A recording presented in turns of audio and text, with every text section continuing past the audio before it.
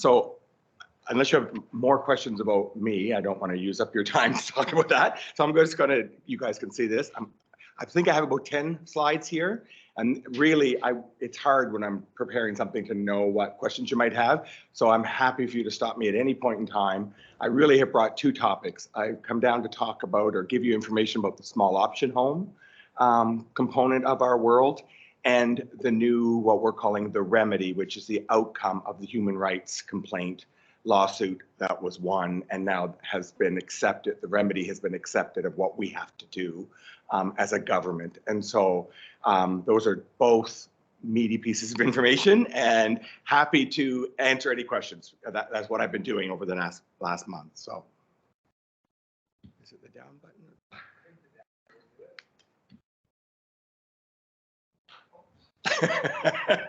If it can happen to me, it'll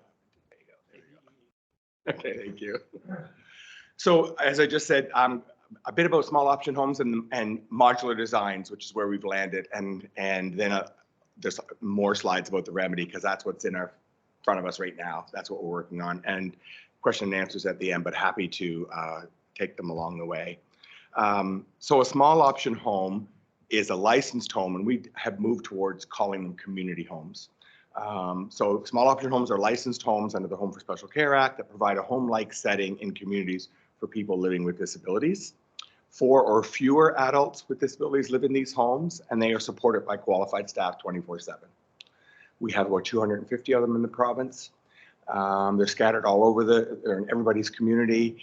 And prior to the remedy, they would have been where we were moving. We would have had the belief that that was the solution that we needed to provide, because we've been working on a transformation to close all of our institutions. There are 8 institutions in the province, and we have been moving slowly towards that closure. The remedy was, no, you must move faster. And so I'll get into the timeframes associated with that. And we realized small option homes won't cut it because we can't do them fast enough, and we'll have to come up with other ideas.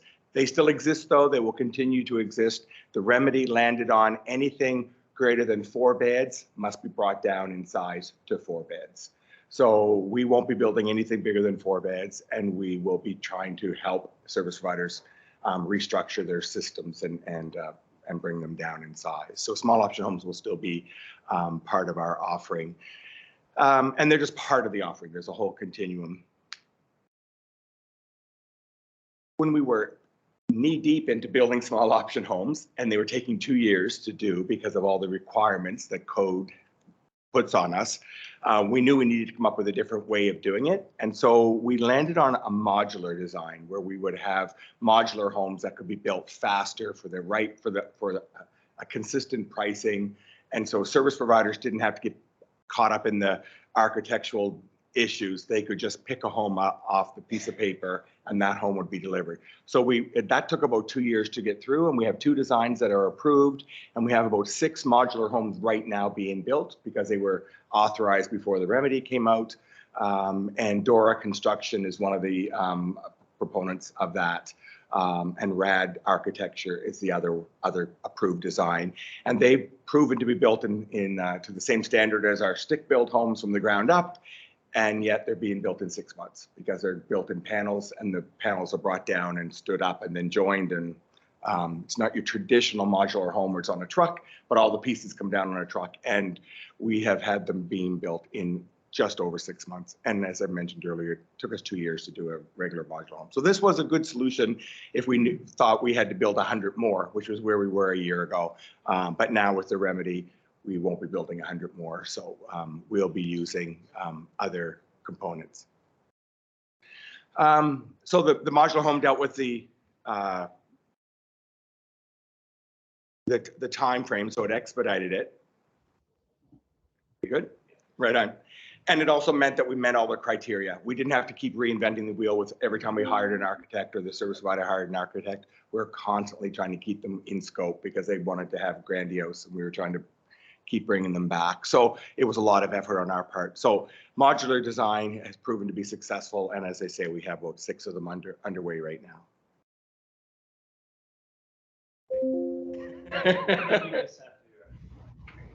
Oh, fair enough. I can do that next time. Need to see Joe. Yeah. So that's that on the small option home. And again, I wanted to be brief on it because it's in our rearview mirror, but it will be our methodology if we need to create homes. But our change forced from the remedy is very participant focused. And so it will be very different. Harborside Lodge is in Yarmouth, and that was one of our 8 facilities. And we started with our approach to close it, and it will close this month or next. The last resident has moved out, so we're just tidying up the issues around that home. But it took those 2 years to get those homes built and move those people along. And having 8 facilities, we can't take that kind of time and respect the needs of the participants to move out. And government has accepted the remedy report, so they're accepting the need to put more money into it, accepting the need to resource it, which will be very, very helpful. So we now have some templates that we can use in what's coming up with the remedy, but it's still very scary because it's very, very big. So the remedy comes from the human rights complaint that was brought against government through the Human Rights Commission because of 3 individuals who were at the Nova Scotia Hospital, and they had been there for years and years and years, and they no longer had medical needs, and yet nobody would support them to move out. Every department would say, oh, the needs are too great for us to support, which was the protocol policies of the day, which meant people stayed in many, many institutional settings beyond their what they should be. So they won. They won the human rights. Said that is correct. You should move out. It's discrimination. Government appealed that because of the implications of that. Government lost that in the Court of Appeals, Nova Scotia Court of Appeal. And so it was over. It was discrimination, systemic discrimination. Stop it, fix it, make it go away. And so October of last year, we should have gone into another hearing to come up with the remedy. Government would have argued this. The Disability Rights Coalition would have argued that, and it would have continued to be that adversarial approach. Disability Rights Coalition actually asked if government would consider bringing in neutral third parties to hear both sides and come up with a joint statement that we could live with, and that was agreed to nicely. And so an expert from Australia and a professor from BC, both jurisdictions who have gone through this years ago, came and they supported us through October to February, working with both sides, doing workshops, talking to people, gathering, and bringing their own expertise and others that they knew to the table.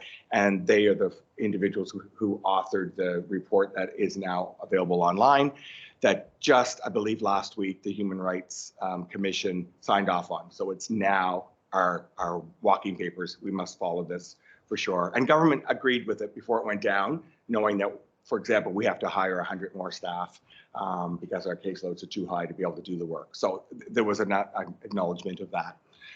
So these are the 4 grounds: unnecessary institutionalization. The interesting thing about the institutionalization was it wasn't just our 8 facilities. It was hospitals, it was forensic hospitals, it was jails. It was any place where people are congregated because they have a disability. And so many departments in government are being held to be part of this solution. Right to assistance, people were being denied, oh, your needs are too great, we can't meet them. Ironically, when you think of it, or tragically, when you think of it, needs are too great and we're not meeting them. Denial of community of choice. We currently run a system based on beds. A bed opens up in a community. We call a family who's been on the wait list. There's a bed over here. Do you want it? And in the past, they knew that if they didn't take it, they would be on the wait list for another 4 years. But if they do take it, they're probably being pulled out of that community. They're going to another community. They lose all their natural supports. They lose everything that would be of value to them. And so that was deemed to be something we had to fix. And delays in assistance, we have a wait list of 1,700 people waiting for services, and it was deemed to be discriminatory that you would have to wait. It's a right, you should receive these services. So these are the experts that came, Tim Stanton and Eddie Bartnick, and their report was the basis of the remedy, and now it's legally binding. And interestingly, it's also, we have to report back twice a year. So there is a and it has to all be accomplished within 5 years. We have to close all the facilities, and we also have to bring all of those other residential programs down to 4. So we have what are called residential care facilities. A boarding home might be what you think of. When you hear there could be upwards of 30 individuals, and they have to be brought down to 4 or close. But we're not saying close, because we have service providers who will likely be able to continue to work with those individuals if they have smaller settings. Group homes, developmental residences, and anything over 4 has to be brought down to 4. And we have to deal with a wait list of many, many hundreds. So that's the rationale for the more staff, more resources that have to be put into the process. So the remedies recommendations will ensure first voice remains centered. So participants and their families will have more power to choose what works best for them and their needs for supports and services. So as I mentioned before, it was bed-based. We have an opening over here. We're moving towards individualized funding, so that you will be assessed and assigned a dollar value, and you will be able to purchase services of your liking. So you will be able to go to a service provider and say, I want to live in Wolfville, I want to live in Middleton, and that service provider would say, oh, well, let's see if we can find you an apartment. Let's see if we can find you a room. Let's see, like whatever your needs might be, that would be what they would go looking for to help people live in the community of choice versus, or stay at home. Stay with families. So maybe parents would say, if I had more help, I could have my son or daughter stay longer, or if I had an ensuite, so they had some independence because he's now 24 and he would like to be a little bit more independent, then maybe the funding we give them could pay the mortgage or rent towards a build on to a home for a family. One question on that, if you don't mind.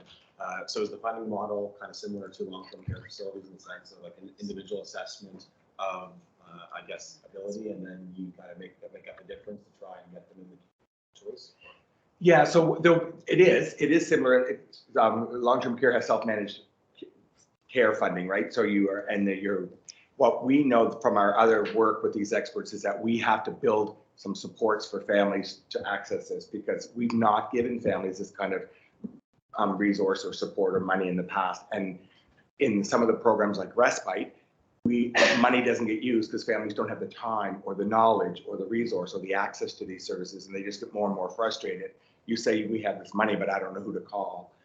So we need to create a backbone for individualized funding, so agencies will be able to support them. So like a VON, you would call up and say, I need 3 people who know how to work with somebody with whatever the diagnosis might be. And so we need to create that. So that will be some of the work that our service providers will transition over to, is create those individualized funding frameworks to support families. Thank you. In the 70s and 80s, the Ontario government closed all its Ontario hospitals and many psychiatric hospitals. I was a co-op student working in some of them, and they were horrible. The Ontario government promised to build housing. They didn't. It led to a huge problem. Much of the homelessness on the streets of Toronto and other places was caused because they closed the institutions, and there was no place for people to go. How can, governments change, governments promise things. How do we know that that's not going to happen in this province? It's a good question. As a staff person working within this sector, you can bet we've had similar conversations. The experts that have come to us and the other jurisdictions who've gone through this have shared the dirty and the good. BC would say we put many, many eggs in this one basket because it seemed to be working, and it didn't work, and we just kept putting more into it. Don't do that. The United Kingdom is saying, similar, you need to be more of this and less of that. So we're getting that information, and we are the last province in Canada to close our institutions. So all that knowledge is out there, and we have made the commitment that we will not move anyone until the resources are available to them. because what we've been told is that they will then be institutionalized in a jail, in a homeless shelter. Like it'll just be a movement from this where they had all these supports to that where they have no supports. And so it will be one person at a time. And we have many new things that we need to build. So we need to build regional hubs, regional outreach teams. So, and those 100 staff, many of them will be called local area coordinators. And they're based on the population of Nova Scotia, not the population of individuals with disabilities. So there's one for every 12,000 people. And so many new positions will be created. Right now, our care coordinators, who are professionals who work in disability support, they work out of a district office. So there's one in Kentville, there's one in Bridgewater, there's one in Yarmouth. That's too far away for many families to access support. And local area coordinators are supposed to be embedded in a local community, know the resources, know the natural supports, know when to refer someone to get a service. And so of those 100, many of those will be local area coordinators, and they will be placed around the province in communities. And we hope to hire people from within communities so they will know who to go to when someone needs to know various things and who to connect with. The hub would have an outreach team. So right now, everyone goes into a facility when they need a physiotherapist, an occupational therapist, a psychologist, a social worker, a behavioral interventionist. They're all at King's Rehab, but they only serve the population that live within the King's Rehab. And we need to bring those all out to the community and put them in more places than just Waterville. And so there's a commitment that there will be 4 outreach teams staffed up with clinical resources. And we have a new position that we're going to be recruiting to called a clinical director, which we've never had. So somebody who will oversee the operations of clinical resources so that we can actually have someone who speaks that language, because we're not a clinical team. We're more of a social support team. And so the need is to have somebody on our team who can do that.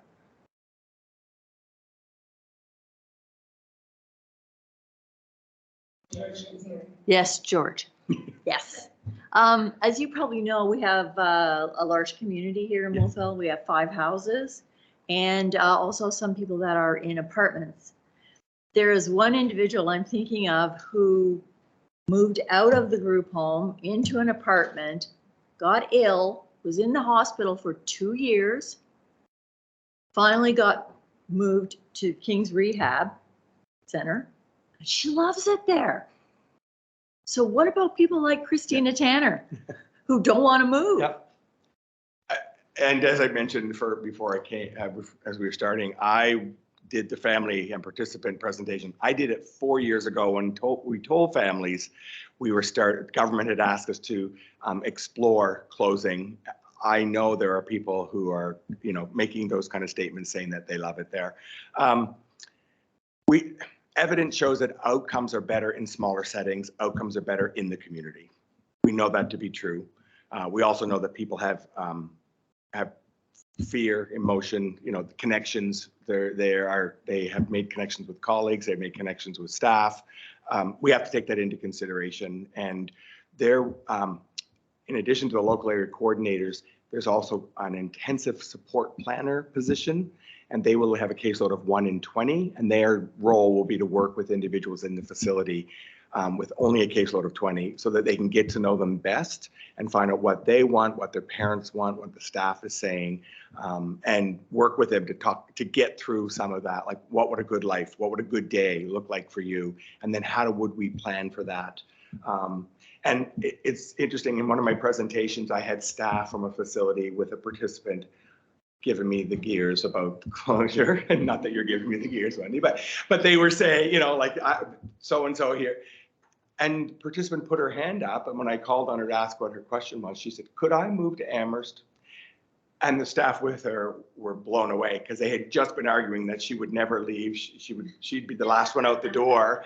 And, because I don't think we've given people the tools, both participants and staff, to have the conversations with people about dream, like what would it look like, right? We've only ever said, oh, there's no homes in Amherst, right? Like, how will you ever survive in Amherst? There's no resources there, or insert any community in the back. Whereas now we're saying, here's your support money. There are service providers everywhere. you know, we will pre-approve them. You'll be able to call them up. They'll be able to come talk with you about meeting your need. And many, many, many participants want to be closer to their families. We've moved them all to King's Rehab because that's where the facility was, and they've lost that connection. And many of them will want to go back. And they'll have the ability to change their mind. When we were closing Harborside, we asked them where they wanted to be. Some of them wanted to be in Shelburne. We built homes in Shelburne because that was our model 2 years ago. Before those homes were open, at least one person said, I don't want to go to Shelburne anymore. And so that's part of that. That's why we don't really want to get into building infrastructure, because then we're holding like, okay, now we have a vacancy, right? And so that's the old model. The new model is, okay, we'll take your money. Where do you want to go? So that person was allowed to change their mind, of course, because that's what we're moving towards, is that self-determination of where you want to be. And somebody else over the next 5 years, because we won't be there for a few years, will fill that bed for sure, because they you know, it's better than living at Harborside or better than living at Waterville, and it's closer to Bridgewater or closer to some other community. So, Councillor Ingham, and then I'd like to maybe get back to your presentation. Oh, I can wait if you want. No, go ahead. Oh, okay. You're asking, but I guess after your question, maybe we can let Randy finish. I don't mind. Because- It's up to you.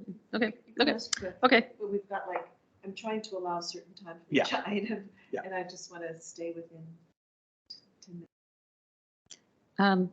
Yeah, I'm really interested in the small modular homes. I guess I need to get my head wrapped around how many are there presently in Nova Scotia? Like you mentioned 8 facilities, and then you mentioned there's 4 beds in each one of them because they're small. Does that mean like a bedroom, or that's beds?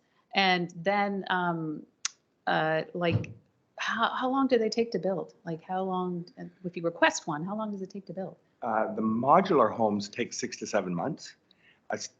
We've done multiple projects to learn more about the homes. The homes look like many other homes. There's one on Ashley Court in Colebrook being built right now. It's not a modular, it's a stick. It was from our previous round. There'll be one on Castle Loma and New Minas. That will be, I mean, that's being built by someone who does panelization, but it wasn't an official modular home.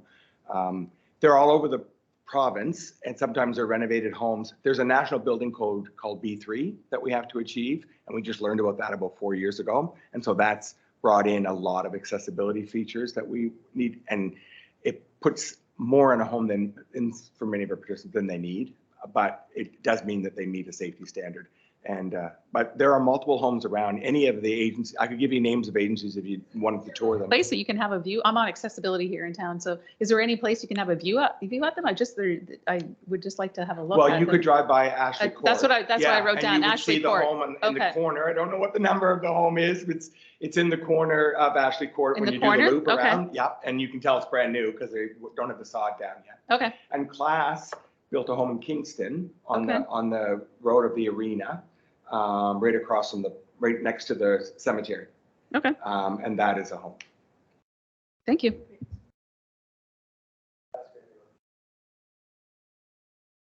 Because I had a presentation on the principle. Yeah. And I think that model, and it's a presentation I have, it has images of the building that I can share. I do think it's a real Mhm. given the labor issue Yeah. in the province.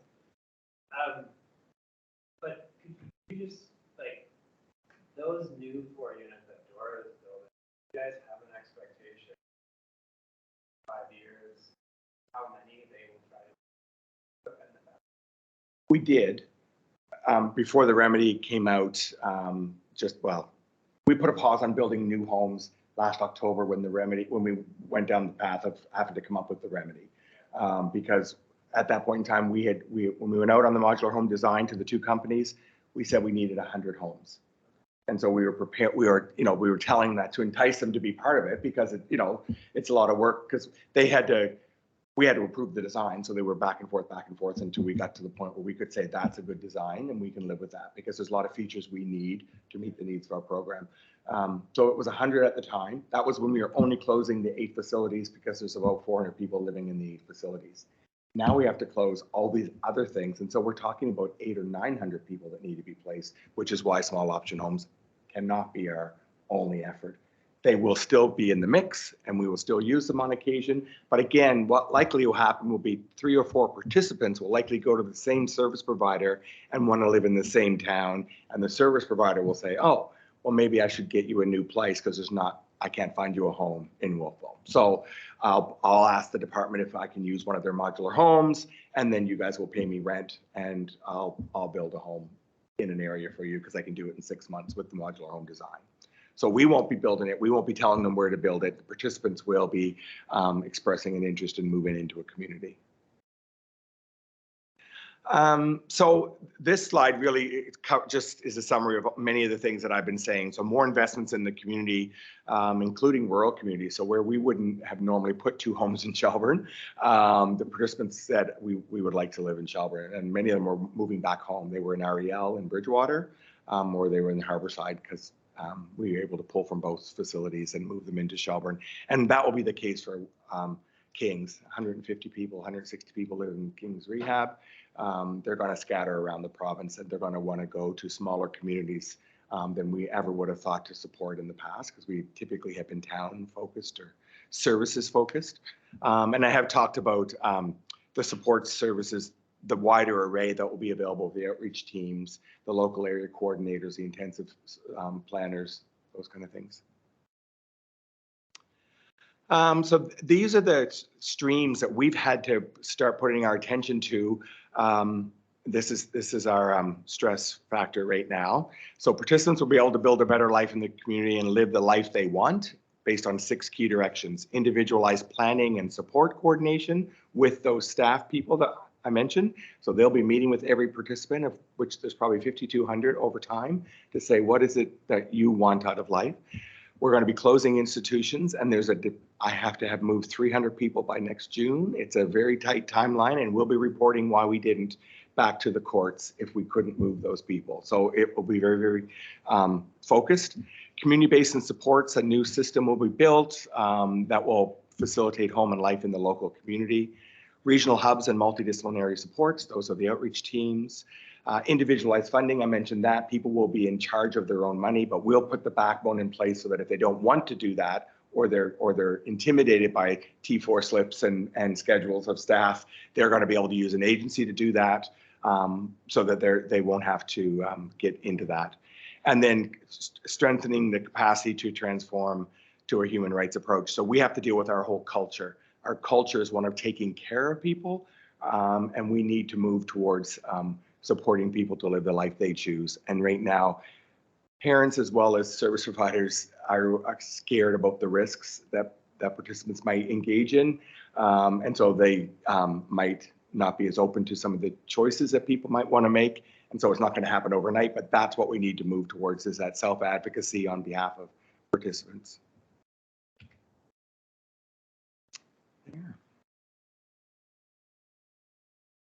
Yeah. Yes.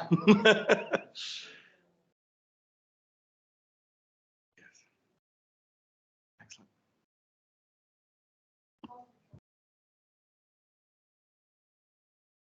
Corey, yep. I guess just one question from me. I was trying to do the math as you're speaking. So I guess in terms of the current, I guess, amount of participants, is it about 4,000? Is that kind of, you were talking about maybe building 100 modular homes at about 4 per. So what is, I guess, our current need? And then you had the wait list of 1,700. Yes. So I guess what is the total? So when we were looking at the 8 facilities, so Kings Rehab or Breton Ability Center, that was about 360. We've been slowly bringing them down over the last 3 or 4 years because we were moving towards that. So that's where that 100 homes came from originally, because that's what we thought was going to be our ask. We were going to be mandated to close those facilities and move them into communities. But since the remedies come out, it's also said you must also bring down the numbers in your residential care facilities, your group homes. And so that's another 400 or 500 people who are in those, which is where we've had to abandon the concept of building homes, because it would be hundreds and hundreds of homes, and they cost $1 million. They're very, very expensive, and they take a long time. So it's not viable. So for the individualized funding, and you mentioned that if there is a need but there isn't any supply, then there will be the option for the province to potentially look at modular homes. But for where there is supply, what requirements are there for the accessibility code and kind of that building itself, because is that supply essentially and independent? Is it someone obviously not that isn't the province? So right now we have licensing, we have the fire marshal, we have protections of people in care, for persons in care. Like there are a number of safeguards that are currently in place, and anything over 3 must be licensed. We have people living in 2-person homes that are not licensed. And so we would have multiple of those because they don't meet the threshold of licensing. And it's not just skirt licensing, it's just that these 2 people get along well, and if you add a 3rd person, it will fall apart. So we support them in 2. Our future might just be 2-bed homes or 2 people living together in a condo, apartment, a basement suite, an ensuite. Who knows? We don't know. People will make those choices. And we will have to come up with different safeguards if we don't have that licensing or the act to back us up. And in other provinces, they have accreditation. So Home Share, which is a program out of BC where people rent a room or are paid to support someone in their home. So we think of a boarder, someone comes in and based on what their needs are, you agree to provide the supports. You pass them the night, you never see them because they're just boarding in your home and renting a room. Or the other side of the continuum is that you might provide care, you might provide support, and then you get a salary from us to, or, they would be able to pay you to do that. That's called Home Share, and that there's a national accreditation for that. And so if we engage in that, which I think we will ask our service providers to be accredited before they can offer that. So if a family member or a participant says, I would like to be part of Home Share, do you have any homes that are sharing spaces? They wouldn't be on the list if they hadn't met that accreditation.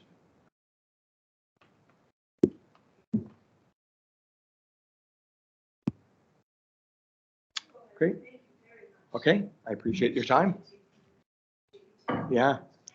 And any questions that you have at any time, you can send an email in. We are creating a website to start communicating with individuals and families, but in the interim, we have the DSP webpage or my own email. Lindsay could send something in and we could get back to you if you had any more questions. Okay. You can exit. Perfect. Yeah, and then mark that there.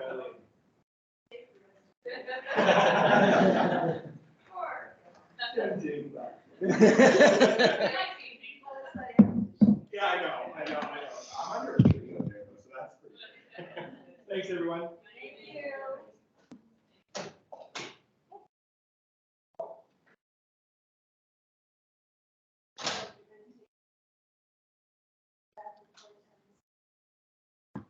Yes, indeed.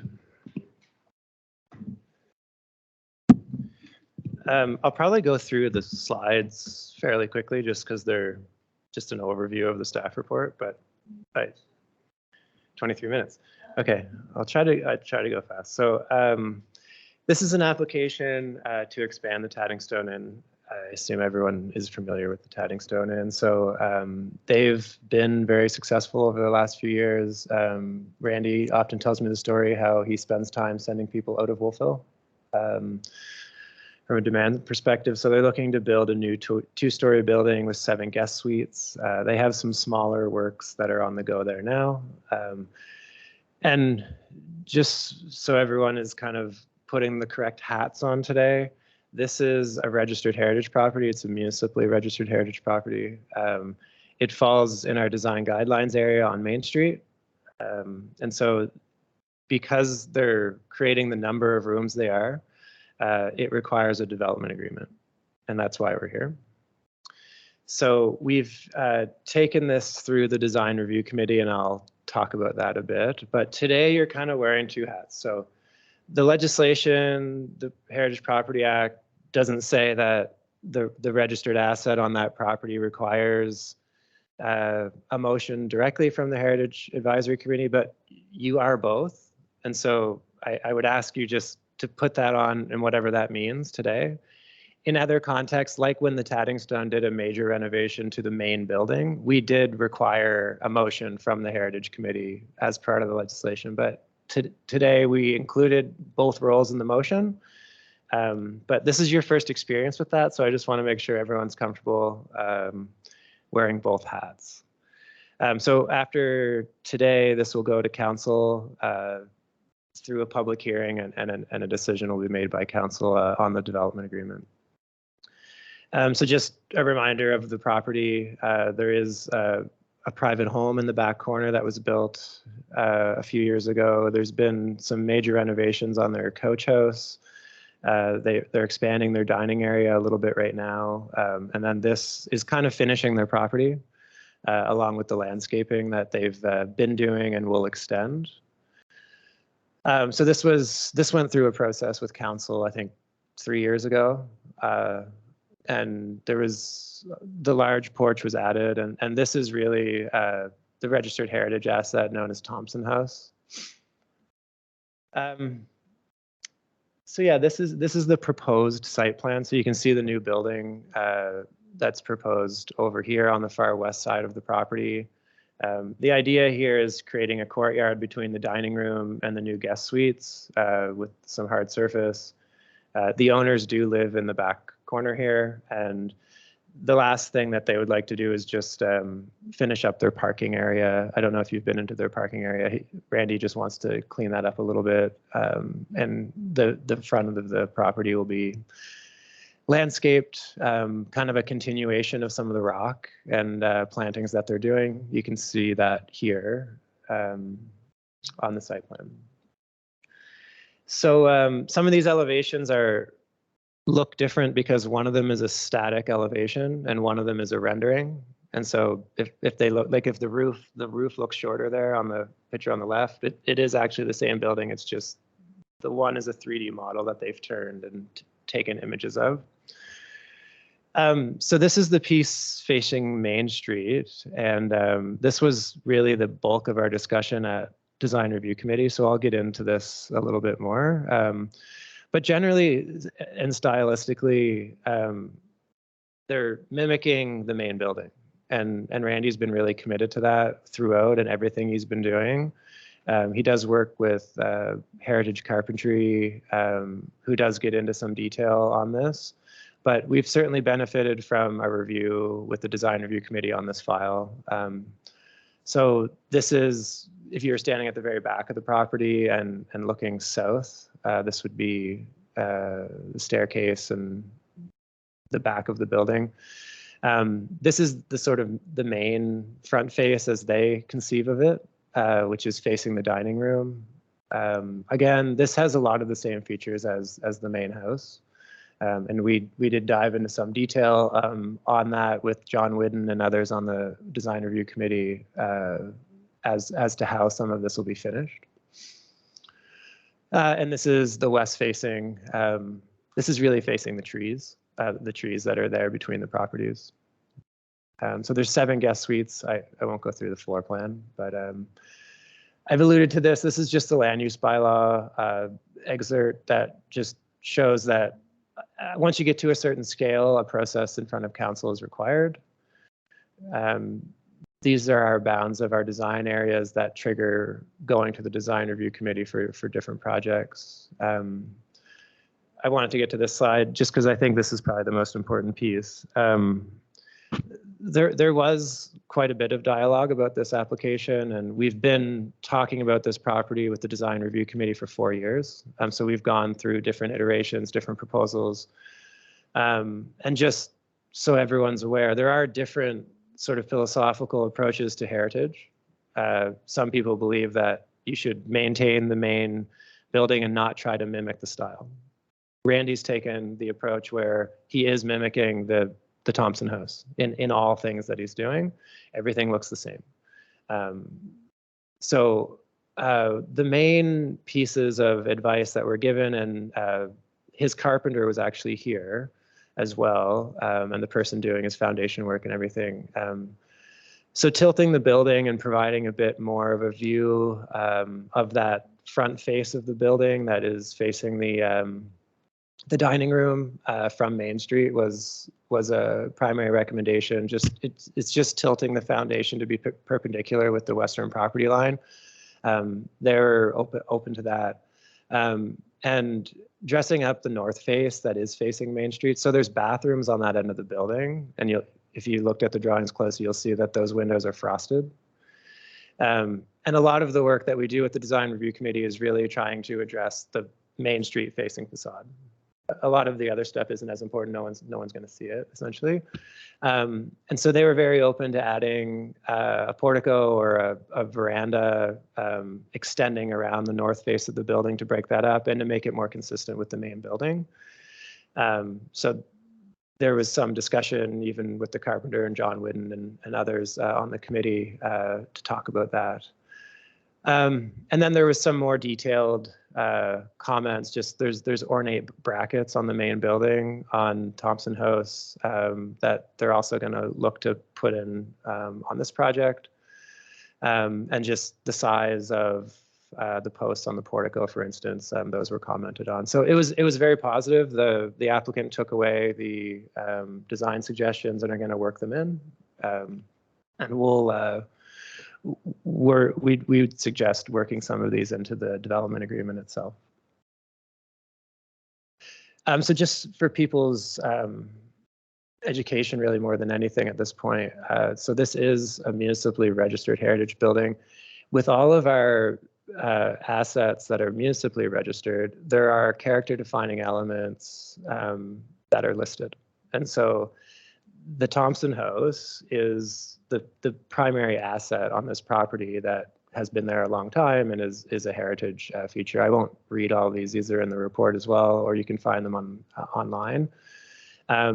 But this went through a major renovation. If you knew this building before they added what they've added, it does look quite different, and that went through a process to do that.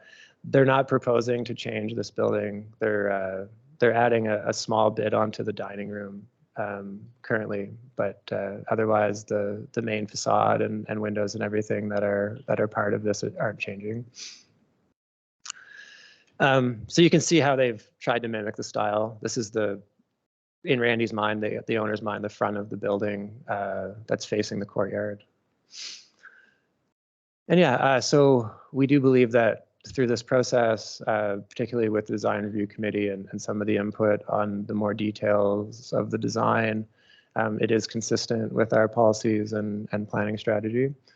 And we have a motion here. I will just point out that we have the Planning Advisory Committee and Heritage Advisory Committee in the motion, just to make sure that that's there. And I think that's all from us. Thank you.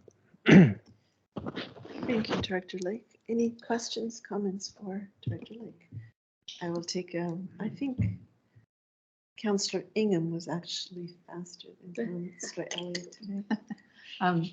When you had diversity up there, Devin, are they building any accessible units on the main floor, given the fact that we don't have a lot of accessible units, especially in our inns around here? Is that part of their plan?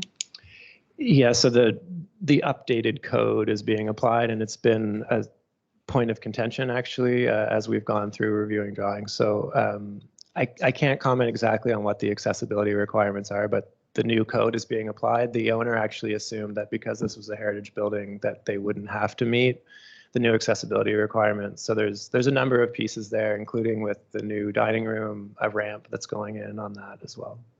Yeah. Thank you. This is interesting. They were going to put a spa where they're adding on now. So the spa's gone.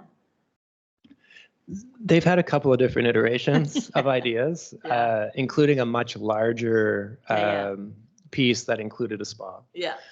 So Okay. no, this is sort of their final run at property development, is what Randy's telling. They really have no space either. So this is kind of it. So who owns the woods to the west?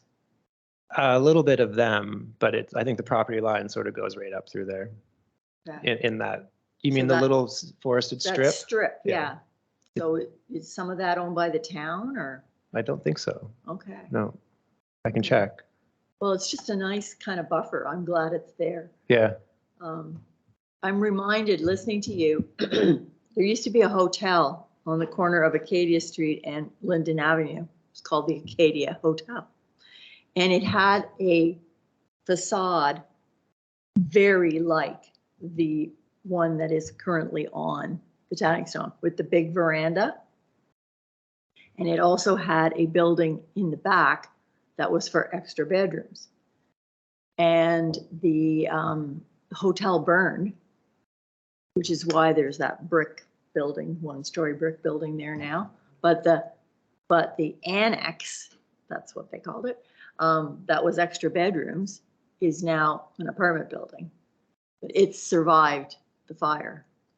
It's just, it's interesting to me, the whole porch thing of Wolfville, and people want to sit on a porch and watch the world go by. So it's interesting. Thank you. Comments or questions for Angelica? I noticed in the character defining elements, I was reading that through, and there's nothing in the elements listed anyway about the property itself, because my only thought when I was looking at it and when I saw it prior to coming today was, you know, it's more building mass on that property, right? So now we're going to have mostly building with a courtyard in the middle, and so that does impact, you know, sort of the look and feel of the property, but it's not actually, it was not identified as part of the heritage or the character defining elements. So I don't think it's a hill to die on anyway. And I'm not unhappy with what we're seeing, but that was my only comment, is that I think it's going to fill the space a lot more, but from the heritage perspective, they've covered the ground. So that's good. Yeah, and I would just say that when the guidelines were developed in the 90s, West Main Street, the biggest sort of defining element on a more macro scale is the large setbacks in the front yards.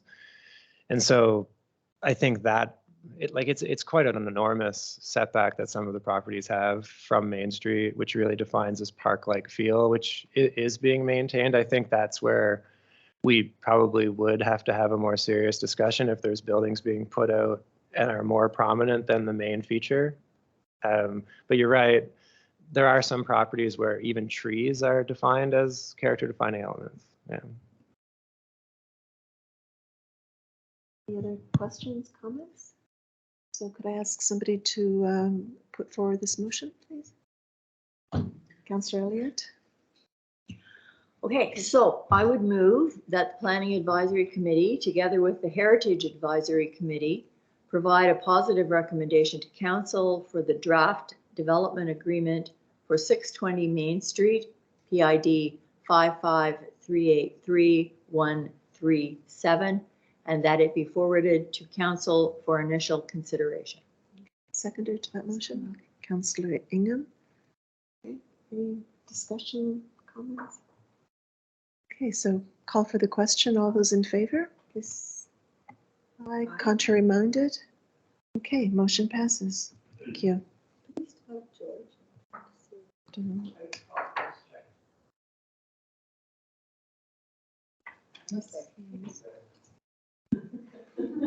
Is he there? Why can't we see him? Oh, maybe he's turned his camera off. Oh, okay. But he may have taken. He's taking his camera off, but I just Yeah. couldn't see that the G was there Okay, because he lost connection. There's somebody else. so moving on to information report, Housing Accelerator Fund. That's, Yeah, I'm going to go through a PowerPoint here. I just want to say before I start, we had expected the embargoed information that's coming from the province, and they're supporting a lot of municipalities, and they're rushing these out to give places an opportunity to apply to this fund because you need a current needs assessment. And so we had been told that it was going to be public, and we do think they're all going to be public in the next few days. However, we are going to limit the discussion on that today, so I just want everyone to be conscious of that as I go through. I have some really high level things, but we will dive into that in detail. I would even suggest that we will bring someone in from the province and/or Turner Drake to break down some of the methodology. So a lot of the questions that I think people are having around it are around methodology. So I've said things like this before, but I just want to kind of get down to why the Accelerator Fund is being created. So we're not unlike many places. We're not creating enough housing fast enough. And so when you boil that down to an economics 101 issue, we don't have enough supply, there's a lot of demand, and prices are getting out of control. In Nova Scotia, we also have issues with labor. There's been a recent interest rate hike as well. It's a really challenging time to create supply. And so the federal government is intervening with this fairly large and blanket fund that's sort of summarized in this comment at the bottom. You know, unless completions can be significantly exceeded, we're really just going to keep spinning around and creating the same problems. So things need to be done a bit differently. This is just a reminder of the population change that we've seen. I think this one is really interesting the way it's presented because it shows this band of interprovincial migration that I'm not sure anyone really predicted. I certainly didn't, and no one I know that was talking pre-pandemic thought we were going to have such a spike. And, you know, that's really impacted housing price and, you know, the entire market. So this is really fascinating. That line, what people are saying is that it's going to keep going in that direction. And this is the only thing that I'm pulling out of the housing needs report, just because I think this is a really high level, this is sort of the message at the end of the day. So there's a really big gap between demand and supply. And currently they're estimating that here to be about 165 units. But as they project that into the future, we're talking about 830 units by 2027 and 700 units by 2032. And so these are substantial numbers, as I will start telling you how many units are typically created in Wolfville and some of the issues with accelerating housing. So I'm going to step away from the needs assessment. Just a reminder, like I was on Viewpoint before the meeting just to familiarize myself with what's for sale right now. I couldn't really find anything for sale that was sort of less than 500,000 or so. So that's just a bit of an update. These are, you know, Lindsay and I looking around at rents, and we do keep an eye on what rents are. So these are just some examples just to give you where we're at for a 1-bedroom on average. These are 2+ bedrooms, some houses, you know, you can see the numbers, and the average is very high. And then these are more by the room rentals. I think everyone's familiar or has talked to people. We've had people in that have talked to this issue, but this is the most affordable form of housing in town right now, at around $700 for a shared room. So I just wanted to set the stage a little bit to talk about the Accelerator Fund. So the Accelerator Fund is encouraging initiatives that increase housing supply and promote the development of affordable, inclusive, and diverse communities. On and on with other sort of buzzwords here that are in the funding. And it's really aimed at municipal level government. And we could share, because it is public, the HRM application.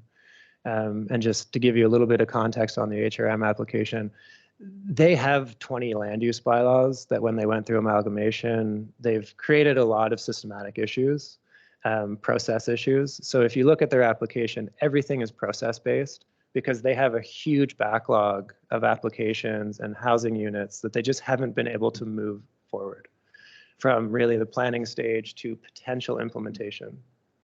So there's just like a lot of units in Halifax sitting in the pipeline.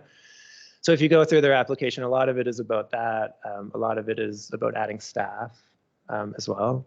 But just to give you a bit of context as to what they're doing, they're kind of on the forefront of this a little bit in this province.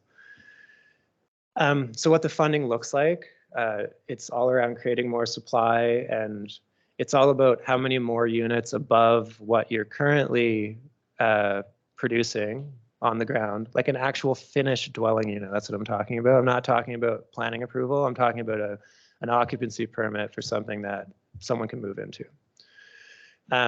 So they have a formula that it is somewhat flexible, but there's sort of different components to it. There's a base funding of just any unit that's created of $20,000. There's an affordable top-up that takes you up to almost 40,000. And then there's other ones, some of them aren't relevant to Nova Scotia, like things that are close to rapid transit.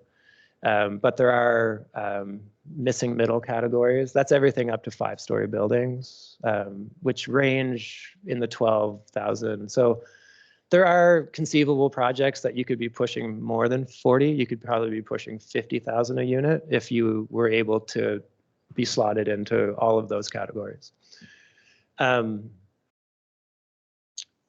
going to say this a bunch of times doing this, but just in my time since moving back to Nova Scotia in 2014, I've seen a lot of projects come through planning, even get to a permit stage and still can't pull the trigger. Moving from the planning part in some ways is really easy, but moving and getting labor and getting the right people on and getting your pro forma to a point where it's outside of single family homes, I'm talking about multi-unit for the most part, is very challenging, and it's become more challenging. And I talk to developers. I was just at the Canadian Planning Conference. I was talking to a number of people in all different communities in the province, and this isn't unique to Wolfville. So there's a ton of uncertainty when the funding model is asking for certainty on how many units you will create beyond your average. Okay, so over the last number of years, and this is skewed by a few things. One is there wasn't a lot of construction activity during the pandemic. But if you go back to 2011 and you come forward, we're averaging about 25 dwelling units that are being created.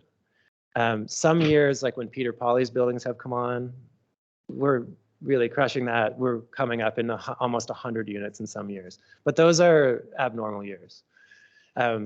So we have a whole bunch of projects that are in what I'll call the planning pipeline. They could just be someone they haven't actually submitted an application. They've come in just for a meeting. But we have, let's say, around 100 units that we can forecast that may be created. The issue with this fund is really that the units need to be quite advanced between now, so we're rounding the corner to 2024. This construction season, unless you've started, I'm not sure most people are starting because they probably couldn't get a contractor at this point. And so you're looking at really like almost an 18-month window. And these timelines, if you've ever built anything, are protracted.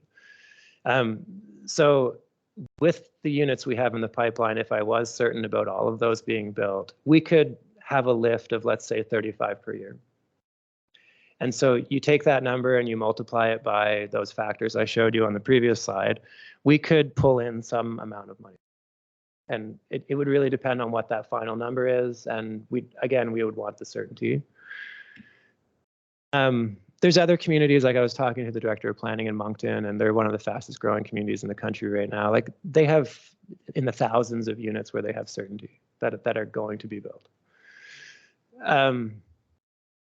So we've looked at this from a couple different angles, and part of what has to be created with the application is what they call an action plan. So the main components of the application are an action plan, a needs assessment, and some number crunching, essentially.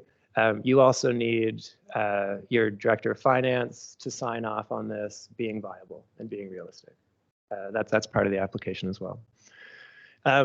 So because this application is due August 18th, I've created a bit of a framework that I think we can work under. And there's, as I say, quite a bit of uncertainty that might change in the next couple of weeks. But I just wanted to introduce all of this to the planning committee because we're also doing a housing policy review at the same time. And so I'll get to that. But I just want to be really honest going through this because I've chased funds before and I've done a bunch of this sort of thing, and I do find this one quite challenging to get my head around. So one of the initiatives is really around creating more university housing because just from a supply and demand perspective, we have a lot of what isn't built as university housing being used for university housing through conversions. So one of the initiatives that we're trying to look into, trying to do some feasibility around is actually creating some type of affordable supply on campus or near campus. Some of the realities of that are, and the challenges are that, 2,500-ish students put a lot of pressure on our, outside of student housing. We've worked, even under Mayor Donovan's leadership a number of years ago, I think this was before I got here, on focusing on the core area, trying to diversify the core area. So from my seat, this type of project in the 100-unit volume really makes a huge difference in what our main issues are in Wolfville. I'm not sure that's possible, but I do think that everyone should have their eyes open. I think everyone does, on having this benefits multiple segments of our population. The university is going through a process with a consultant to really look at their housing need, but that's just starting. I'm going to a meeting about that in 2 weeks. I think that's the kickoff meeting. So timing is obviously an issue with these things. There are some other larger multi-ish projects that we are talking to people about. But I think the fund makes sense when you can create with certainty a lot of units, and that they're going to happen, and the municipality can be the conduit to get this subsidy and put it into the market.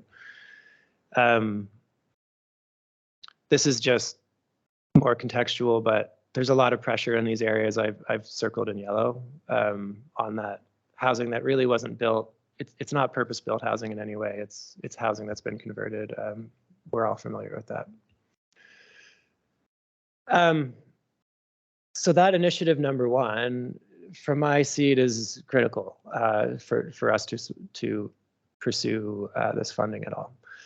Some of these other initiatives, before I get into them, I would just say that we're going to do these in some capacity as part of this housing policy review, or Planning Committee is going to talk more about these, whether we apply for this funding or not. These were ideas that were in the pipeline that we wanted to bring forward anyway, and some of them you'll be familiar with. So this is looking at our town land and looking to create intentional affordable units on that land, likely through a private supplier. This program that we had a presentation on this morning, we do have people in Wolfville that are looking to create units under that program and access that funding. And there's other programs as well. So, the nuts and bolts of it would be identifying land and issuing an RFP for people to respond to a very specific type of housing with certain types of rents, and probably accessing provincial or federal funding to make the project viable. So we've identified a few, what I would call sort of low-hanging fruit lots that the town owns. Again, from my seat as a staff person, each one of these projects does involve, I think, some consideration, and we would be really expediting that decision.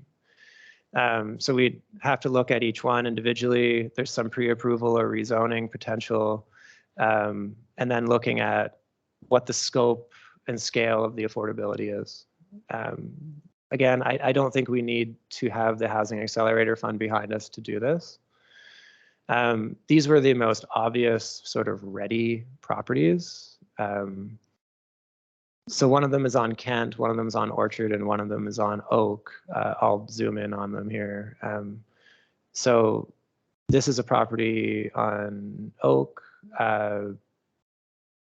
It's just a vacant property. It's in a low density area. There's two of these actually have a slope, yeah. But I mean, the neighbor has built on the same slope. But yes, it is. We're not talking about a ton of units. I don't think we're talking about putting apartment buildings on these properties. And I think the beauty of the small option home program, I've seen the prototypes. They look exactly like single family homes. that would be built in any neighborhood. No one would know the difference.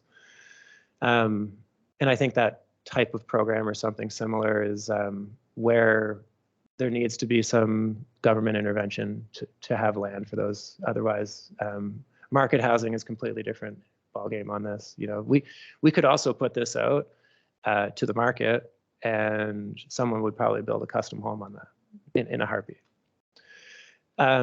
Orchard Avenue is a sort of a property that's been partially privatized, but this was done as part of a subdivision many years ago. And to be honest, I'm not actively trying to criticize anyone here, but this is a really bad, this is an example of how not to take green space in a subdivision.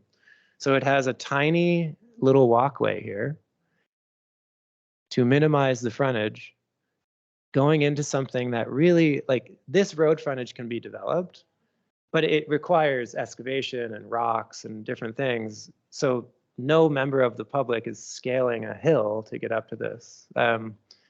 So this is another property that we've looked at a bit through the parks planning process, and I have identified, again, I'm just trying to identify sort of low-hanging fruit at this point, but this is probably at least 2 single-family home style properties. And the last is a property on Kent, at the top of Kent, the south end of Kent, that is just a small single-family property. Well, it's not necessarily tied. There's other homes built on the same size property. It is, but you're right, it is relative. A lot of properties in that neighborhood are double the size. They have 100 feet of frontage instead of 50. So this is just another opportunity I'm putting out there. These things need more exploration. But I will remind you as I go through this, the reason that I'm packaging all this up is because if we go forward, we need a package with 5 initiatives minimum. You can't submit without 5 initiatives. So this is our ongoing project. You know, we just had a speaker under the guise of us doing a regulatory review, us doing a policy review on our housing.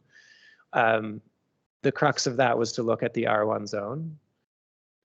So if we were to go forward with this, part of the sort of detailing of this would be about how can funding better support the review. And so there would probably be additional consulting dollars built in, some educational material. There could be incentives looked at. There could be pilot projects looked at. There could be, there's a lot of different things. I've noticed that HRM, the 3rd bullet point there, they are creating a pre-approved secondary suite that can be detached from your home that has gone through a process and everyone kind of likes, I guess. And other pieces of our review, you know, when we get into this after the summer, you know, we are going to look at what is being required by development agreement, what is required by site plan, what is being required as of right. Looking at the R1 zone, and probably some other pieces that we just haven't conceived of yet. Yeah, and then this is just some facts about the R1 zone. I won't read through all of them, but there's substantial pieces of land. It's all that red area that you can see other than the university. So it's there's 388 properties. But the last point there, I think, is most important. I am sort of sensitive about going through a review of the R1 zone because my own practice has been taking the time to work through things and taking the time required to do that and not trying to ram things through because we have funding. I mean, I'll give you my honest opinion. My honest opinion is that there probably should be changes to the R1 zone if we want to create more housing supply. I think that's probably unequivocal, but that's not, like, as a staff person, that's not, like, it's a political decision. It ends up being, you know, a process and meetings and different things. And the way that these funding pieces work is we would have to commit to certain timeline by 2026 I'm just presenting the realities and the challenges of this. I think it's great that we're getting into the review. I'm not sure that, you know, by Christmas of this year, we will have recommendations on R1. I don't think we will. This is another piece of sort of low-hanging fruit. A few years ago, we increased our fees for everything because they were really low. I know there's places that through this funding are looking at incentivizing certain types of housing by either having no fees or providing an actual incentive somehow, some other way. So it's just another piece of the application. Again, 5 initiatives required. And then the last one is something that we are working on actively, but the thought was we could put more resources on this and we could also better integrate it into our website with a bit of a budget. This is our permit tracking system that we use. This is where we want to get with planning committee, is that I would flash this up at every meeting and so you could have an idea of what's going on. And I could, you know, just pan around town. I think we're getting close to that. Again, we have this in our operations plan. This is a priority of my staff. This is also a priority of our GIS coordinator. So this is something that we are doing. Could we accelerate? And would this make an enormous difference for bringing on supply? I'm not sure. I don't think there's any evidence of that. So I just wanted to be really like upfront about, because we're literally thinking through this in real time. So the initial idea here was that if we can tally up enough units that are in the pipeline, so to speak, we could create a capital contribution for a piece of infrastructure. And so we had been working backwards with Maple Avenue in mind, or working backwards towards like a $2 million project. So we're thinking, okay, if there's 100 units that are being created with certainty that some of them have affordability components, a big part of this fund is you can take that and you can put it towards your capital program, because water transmission, streets, sidewalks, all of that support housing. I'm not sure that particularly as Mike, our director of finance, and I have worked through some of this, so much of this is out of our hands.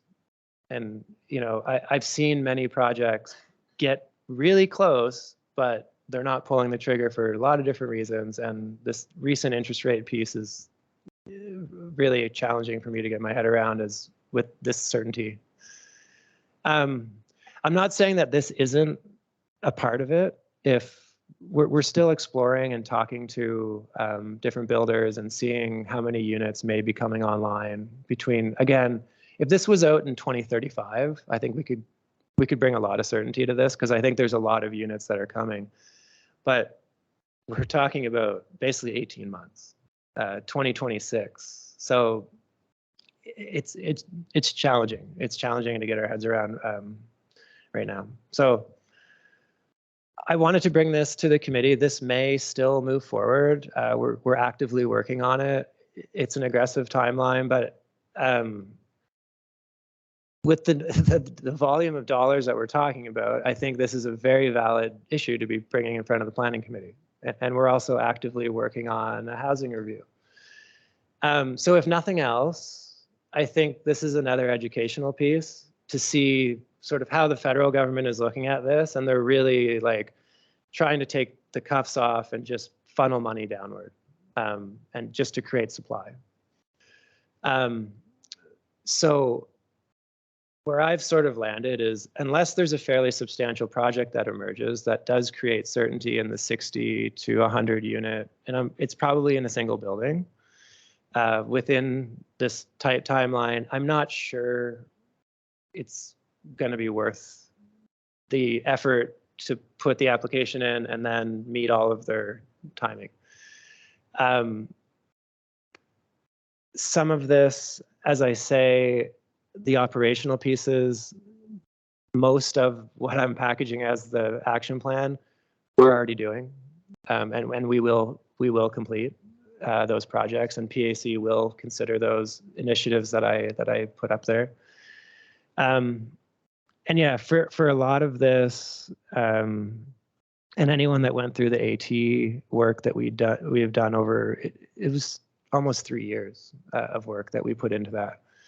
A lot of this comes down to readiness. We are, again, still trying, and we do have some irons in the fire to try to move forward. But without that readiness, without that certainty, the market is just too volatile right now to attach ourselves to receiving a significant amount of money and then not materializing on the back end just creates a lot of complications. So yeah, I think that is all I have. The intent today really was I was going to get into the needs assessment, but we'll have, and it probably is going to take us a couple meetings to unpack that, but we just can't do that today. So thank you. Okay. Do we have questions or comments for Director Lake? Kelly? What about the building across the street that's going up? Would that not fit into the timeline? We have that in our 100-ish units, but I, as much as I would like to think that and other projects are for sure going to happen, I don't have the certainty unless, like, I saw concrete being poured next week. I don't. There's too many factors right now with financing. But yes, I am being told that's moving forward. So we've seen things. We've seen some movement. Yes, and we included that. We included some absorption in the West End, the East End. There's a number of other projects that are either approved or will come, but we're still. It's pretty marginal number really because you're trying to get above your average. So that's the issue we're having. Corey? You mentioned briefly the work required if you thought you had the commitment and you go forward with this, but then it doesn't materialize. So I guess what are the ramifications if you say, hey, we're going to do this, but then these certain units don't actually happen and you get left with the extra funding? Well, I guess what is that process like? So there's 4 releases of funding. So there's a fairly large release on the front end in good faith. But the issue that we're having is, especially if we put it towards a capital contribution, is we're then committing to a project. And that's why if we can create an actual project, like here is a building that is creating 60 units, and we can move that forward, we think there could be some flexibility around a specific project. But the other approach we were taking was really like fanning out and hedging against all these different projects. So yeah, we think there could be some flexibility in start dates and how a specific project is moving forward. But essentially on the back end, what they're saying in the guidance is that there'd be a clawback. But how that plays out, it's hard to say. That's the bigger issue is this impacts municipal finance at the town generally when we're getting into the millions of dollars of contribution. And so there's a risk assessment that's going along with this that we don't have the confidence yet. Any other comments? Yeah. I guess my only comment would be my sense is we're probably not the only municipality that's challenged by that deadline. So it'll be interesting to see what Mayor Wendy hears within her circles on this. We could see an extension for that. And I totally agree with you, Devin. I don't think we need the tail wagging the dog here. Okay. You're done. I think that's a good point that Beverly makes. When I met with Cody a few weeks ago, he wanted to know what we were doing on the accelerator fund. Would there be any benefit in sharing with him? We're talking summer. Most councils in Nova Scotia don't, and probably across Canada, take August off. So you're going to need approval. Staff are taking vacation. Do you think it's worth a reach out? Do you want to do it? Or we do it together? So I think that's a good point. I mean, what an awful time where you could have a really good project, but you can't do it of all months, July and August. Good. So do you have what you need from us, Director Lake? To be honest, I don't really need anything. I just really wanted to bring everyone along, yeah. I think it was a very was for helpful information. presentation. Thank you. Yeah. Okay, so if we could move on to the tree inventory policy. I like this one.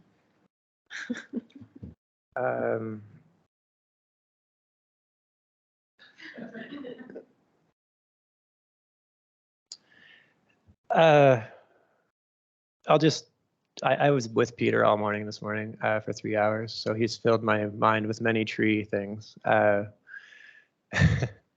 We are just kicking off our sort of a two-part project. What we have in the budget for this year is an inventory of municipal trees. So we really don't know what we own. I handed him the old inventories today, stack like this. Yeah, so we have some older stuff, but Peter's been in town preparing for this, and we have a methodology through our GIS, and I had our engineering tech and our GIS coordinator with Peter this morning. But yeah, by the end of the summer, we're going to have a really good idea of all the trees that are in the right-of-way that we own, the condition of them, all of our, like, the urbanish parks, including even, we walked Olson Pond today, and there's a couple of trees in there that he thought were worth documenting. Oh, the pond itself, yeah. And there's some other spaces. So the forested, like the woodlands, we're not doing an inventory of those, obviously. But there's a lot of urban trees. And the bigger piece that he's noticed, and this is just from this morning, is we actually don't have that many. He actually thinks that a lot of the streetscape where you would see a more prominent tree cover, a lot of those are private. And we went out and we actually drove, and we drove pretty much every street this morning. And we have pockets, but I think what this is going to lead to and be really valuable in is the other piece of work that he's doing is a plantable spots inventory. So we have a tremendous amount of space to create within the street right of way. All of those benefits that Peter has come and presented on that trees bring. And it can inform asset management, budgeting, these different things. We can create programs out of that. So that's the second piece of work. We really wanted to understand what we have and what the macro pieces are. So we know what we're dealing with, because we really don't know at this point. And then the second piece of work that will follow after this is presented is a tree policy and some programming pieces, plus there should be something attached to the budget as well. So that's kicking off. The big things to keep in mind are we are doing some public tree walks. If you want to spread the word about those, if you have friends really keen on trees, Peter could probably stand just here and talk for 3 hours about trees. So and if you haven't met him, he's a Dalhousie professor phasing out his career at Dalhousie, but he works with HRM and works with their urban forest team really closely. He's actually doing a pilot project on smaller plantings on his street in Halifax. He's a really interesting man, really approachable, and will be great to lead this for us. So we have some information on Wolfville Blooms about that. We will do potentially even a public presentation. We were talking about maybe something at the Al Whittle once we get a bit further on with this, because we know how much interest there is in trees. But this is long overdue. I don't know. I think, yeah.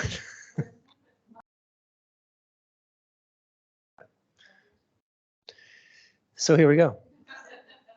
And yeah, this is just simply an update and to say that the work is actually kicked off, and Peter was here scoping. He's going to be here next week. So if you see people walking around in orange vests with little tools and they're measuring trees, introduce yourself and say hi to Peter. And the public walks will probably they're going to meet here, and they'll be close to here just so they're not challenging people physically. But he'll just talk about some of the conditions, talk about some of the local species, and answer questions.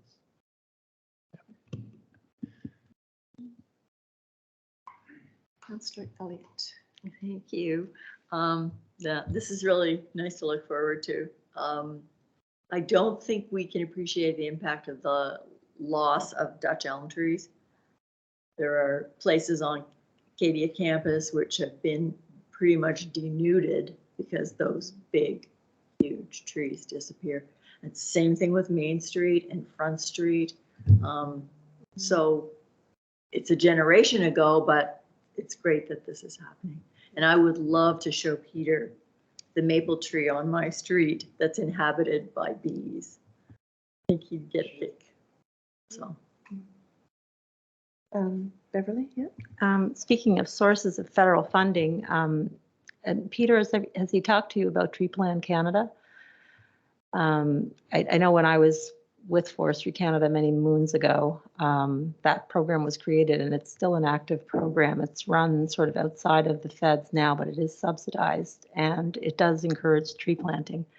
And there's been some really innovative kind of community projects that have been funded under that. So it's just something to maybe mention to him if he's going to be working on it with us. There's a few, he has, I believe that one as well. And there's another 2 billion trees program, something that we are going to submit an expression of interest to as well.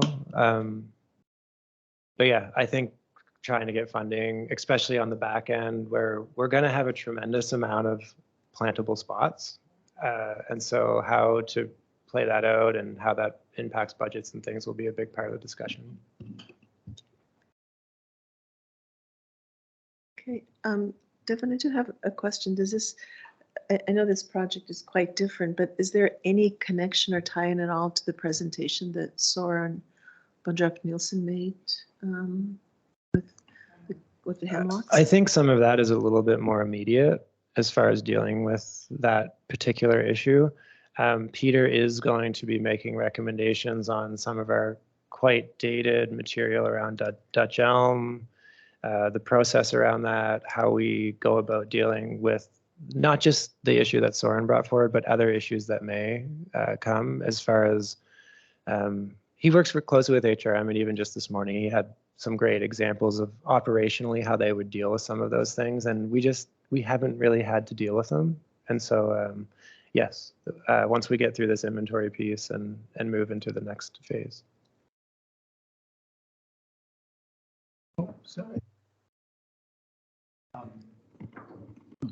I just had a question. So going back to the Tatting Stone Room, you were talking about heritage properties and things. Those big trees on Main Street that are, I assume, are on people's property, but they're heritage places. Are those trees, like, if I own that place, could I cut that tree down, or does someone have to get approval for that? There's very few of those that are in the right of way. There's some that are actually in the tree lawn between the sidewalk, but there's very few. And as Wendy said, there used to be a tremendous amount. We've just required someone to take two of probably the biggest trees in Wolfville down. And this just needs to be some of the thinking that we need to go through, and the testing and different things that can add more rigor to that. So yeah, Peter is engaging in that, but right now, if someone has a huge tree on their property, often what they're coming to us with is safety issues. This tree is going to fall on my house because it's really old, or it could be a Dutch elm situation or other, ash, like the ash is also starting to have issues. So worried, yeah. And then just one other question, and I'm thinking more kind of where I am at the west end, which doesn't really fall under any of this.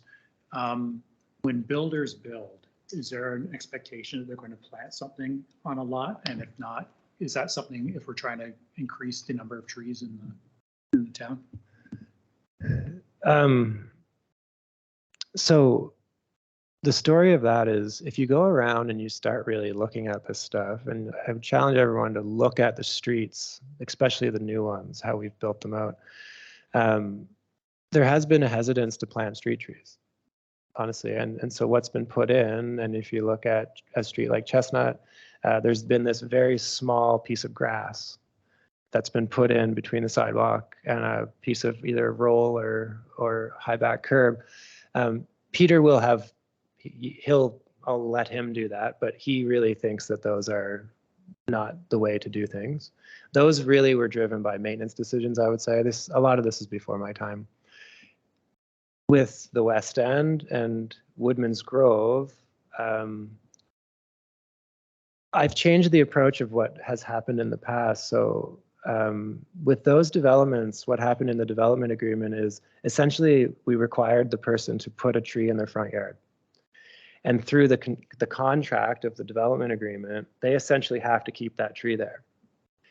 And so Peter Pauly in Woodman's Grove, he put them in really early, and I was just in there this morning with Peter, and a lot of them are actually really mature, and they are doing what we would hope. They're creating a canopy.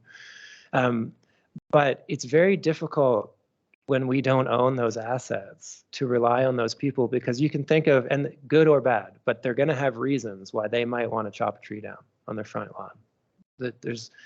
And so in the East End, we've changed that, and we are requiring through them building the road that they're putting trees in with a warranty.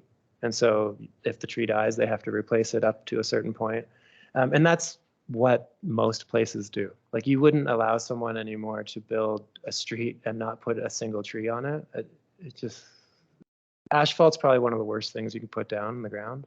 And so having some shade on the asphalt is really good. Yeah, so sorry, that was a bit long-winded, but it is an important part of the story as far as how the town has managed taking on trees. And I think, frankly, the approach has been that we don't really want them. Or we don't want to take on any asset because there's things associated with that. So that's again going to be part of this when we get into a policy review, and how we take things on, how we recapitalize streets, and what we prioritize is another part of this. Devin, there are communities, I think, that have very strict controls over people's ability to cut down trees on their own property. I know I have family that live in Oakville in Ontario, and apparently if you cut one down, you have to put two other, not just one, they have to plant two or something. I mean, it's very stringent, and you have to get a permit. Somebody has to come to your property. You have to explain. You can't just cut a tree down on your property for whatever. They have some very strict controls around that. But we don't have anything like that in town. We don't, but part of this was, the intent was to consider that. Yeah, I think having trees of a certain caliber with some controls would make sense. I think any piece of vegetation removal is really, there's no place that does that. But trees of a certain size, certain species, I know there's lots of places that do that. I used to work in a place that did that, so.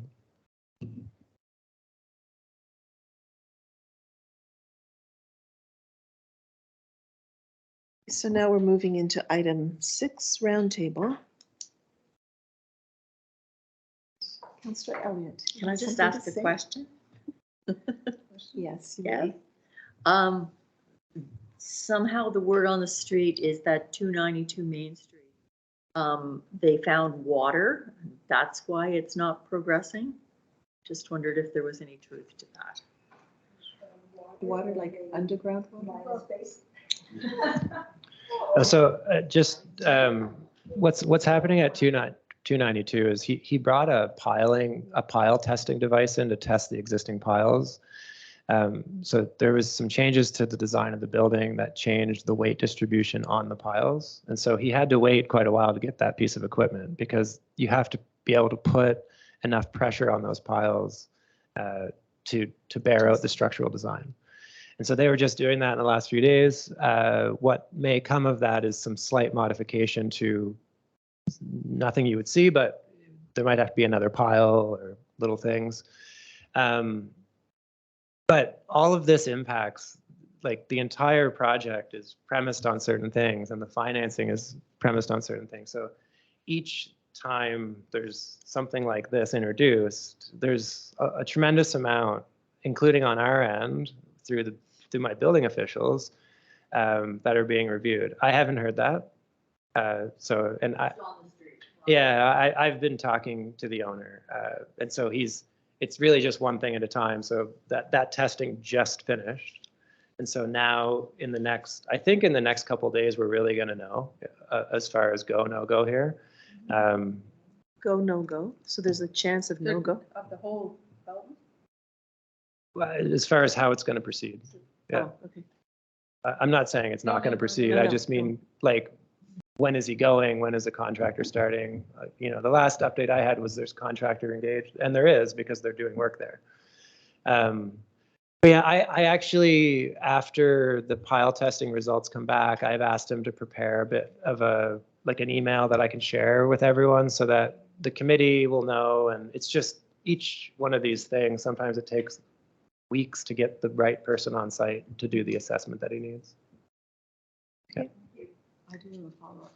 Yes. This week. Oh, or just You're before that? next. You're next. So can you just we gave him the 2-year extension on that. So if he doesn't have certain things going, you say go or no go. Can you explain that a little bit? Like if there's if that testing comes back, there's a chance that he's not going to build on this?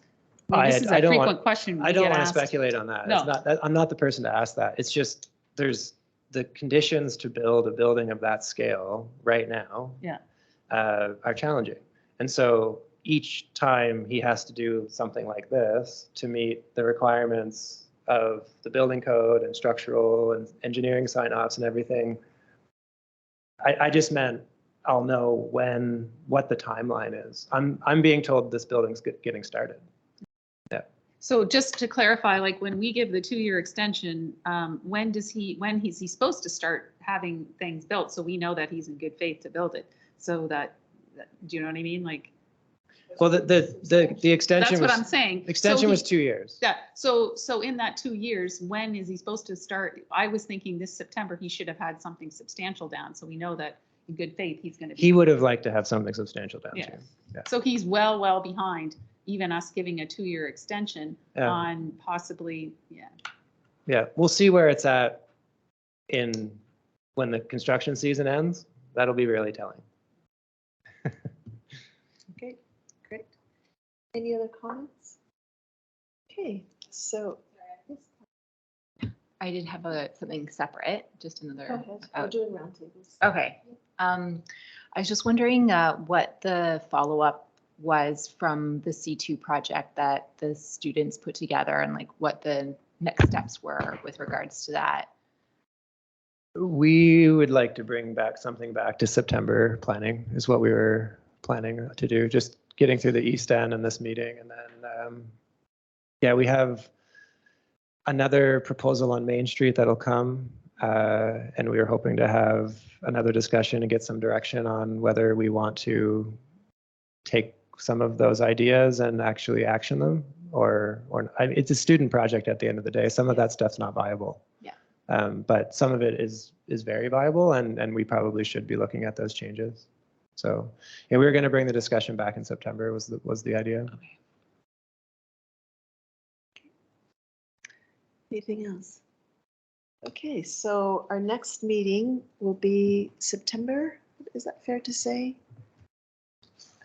Just trying to see the calendar here.